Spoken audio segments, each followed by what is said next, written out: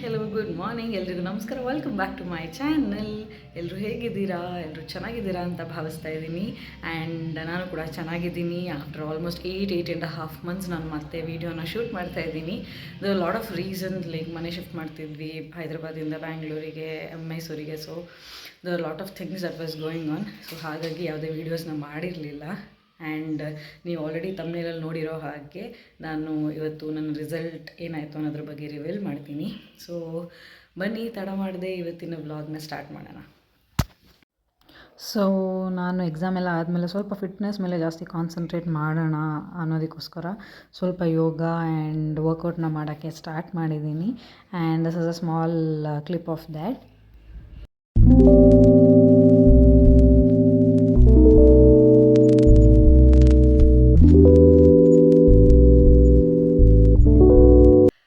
Coming back to the main topic, ನನ್ನ result. ತುಂಬ ಜನ ಆಲ್ರೆಡಿ ತುಂಬಾ ಕಾಮೆಂಟ್ ಮಾಡ್ತಿದ್ರಿ PSI 402 ರಿಸಲ್ಟ್ ಏನಾಯಿತು. ಆ್ಯಂಡ್ ಆಲ್ರೆಡಿ ತುಂಬ ಜನ ಗೊತ್ತಾಗಿರುತ್ತೆ ಏನಾಗಿದೆ ರಿಸಲ್ಟ್ ಅಂತ ಅಂದ್ಬಿಟ್ಟು. ಆ್ಯಂಡ್ ಯಾಕೆ ನಾನು ಇಷ್ಟು ದಿವಸ ವೀಡಿಯೋ ಮಾಡ್ತಿಲ್ಲ ಅನ್ನೋದಕ್ಕೆ ರೀಸನ್ ಬಂದು KS ಪ್ರಿಲಿಮ್ಸ್ ಕ್ಲಿಯರ್ ಆಗಿತ್ತು ನಂದು. ಸೊ ಮೇನ್ಸ್ಗೆ ಪ್ರಿಪೇರ್ ಆಗಬೇಕು ಅಂತ ನಾನು ಸ್ವಲ್ಪ ಲಾಂಗ್ ಗ್ಯಾಪ್ನ ತೊಗೊಂಡಿದ್ದೆ. ಆ್ಯಂಡ್ ನಿಮ್ಮೆಲ್ರಿಗೂ ಗೊತ್ತಿರೋ ಹಾಗೆ ಪ್ರಿವಿಯಸ್ ವೀಡಿಯೋದಲ್ಲಿ ಹೇಳಿದ್ದೀನಿ, ನಂದು ಫೀಲ್ಡ್ ಇನ್ಸ್ಪೆಕ್ಟರಲ್ಲಿ 1:3 ಲಿಸ್ಟಲ್ಲಿ ಆಗಿತ್ತು ಅಂತ ಅಂದ್ಬಿಟ್ಟು. ಆ್ಯಂಡ್ ಬಟ್ ಅನ್ಫಾರ್ಚುನೇಟ್ಲಿ ನಾನು ಅದನ್ನು ಕ್ಲಿಯರ್ ಮಾಡೋಕ್ಕೆ ಆಗಿಲ್ಲ ಫೈನಲ್ ಲಿಸ್ಟಲ್ಲಿ. But I am very happy to announce that PSI 402 ಅಲ್ಲಿ ನಾನು ಕ್ಲಿಯರ್ ಮಾಡಿದ್ದೀನಿ ಅಂತ ಅಂದ್ಬಿಟ್ಟು. ತುಂಬಾ ಖುಷಿ ಇದೆ. ನನ್ನ 7 years ಆಫ್ ಹಾರ್ಡ್ ವರ್ಕ್ ಇವತ್ತು ನನಗೆ ಪ್ರತಿಫಲ ಕೊಟ್ಟಿದೆ ಅನ್ನೋದು ಖುಷಿ ಆಯಿತು. ಆ್ಯಂಡ್ ನಾನು ತಿಳ್ಕೊಂಡಿದ್ದೇನು ಅಂತಂದರೆ, ನಮಗೇನಾದರೂ ಒಂದು ಕೆಲಸ ಬೇಕು, ಏನಾದರೂ ಒಂದು ನಮ್ಮ ಡ್ರೀಮ್ ಇಟ್ಕೊಂಡಿದ್ದೀವಿ ಅಂತಂದರೆ ನಾವು ಎಷ್ಟೇ ಕಷ್ಟ ಆದರೂ ಅದನ್ನು ಬಿಡಬಾರ್ದು. ಲೇಟ್ ಆಗುತ್ತೆ, ಬಟ್ ನಮಗೆ ನಮ್ಮ ಡ್ರೀಮ್ನ ಅಚೀವ್ ಮಾಡೋದಕ್ಕೆ ಒಂದು ಒಳ್ಳೆ ಟೈಮ್ ಬಂದೇ ಬರುತ್ತೆ. ನಾವು ಪಟ್ಟಿರೋ ಕಷ್ಟಕ್ಕೆ ಪ್ರತಿಫಲ ಸಿಗುತ್ತೆ ಅನ್ನೋದಕ್ಕೆ ನನ್ನ ಲೈಫೇ ನನಗೆ ಒಂದು ದೊಡ್ಡ ಎಕ್ಸಾಂಪಲ್. 7 yearsಯಿಂದ ನಾನು ಯಾವತ್ತೂ ಕ್ವಿಟ್ ಮಾಡಬೇಕು ಈ ಫೀಲ್ಡ್ನ ಅಂತ ಅಂದ್ಕೊಂಡೇ ಇಲ್ಲ.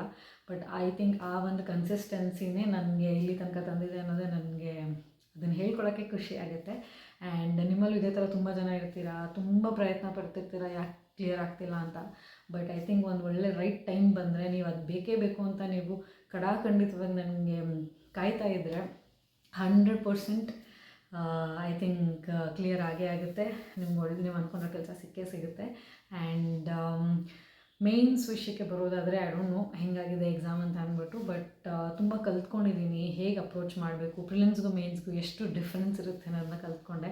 ಇಷ್ಟು ದಿವಸ ತುಂಬ ಜನ ಹೇಳ್ತಾಯಿದ್ರು ಮೇನ್ಸ್ ಅದು ಡಿಫ್ರೆಂಟ್ ಬಾಲ್ ಗೇಮ್ ಅಂತ ಅಂದ್ಬಿಟ್ಟು. ಬಟ್ ಇವಾಗ ಫಸ್ಟ್ ಟೈಮ್ ಅಟೆಂಪ್ಟ್ ಮಾಡಿರೋದ್ರಿಂದ ಮೇನ್ಸ್ ಗೊತ್ತಾಗ್ತಿದೆ ಎಷ್ಟು ಕಷ್ಟ ಅಂತ ಹೇಳಲ್ಲ, ಅಪ್ರೋಚ್ ಹೇಗಿರಬೇಕು, ಯಾವ ರೀತಿಲಿ ಅಪ್ರೋಚ್ ಮಾಡಿದರೆ ಎಕ್ಸಾಮ್ನ ಕ್ಲಿಯರ್ ಮಾಡ್ಬೋದು ಅನ್ನೋದ್ರ ಬಗ್ಗೆ ತಿಳ್ಕೊಂಡಿದ್ದೀನಿ ನಾನು. And I am very happy about that.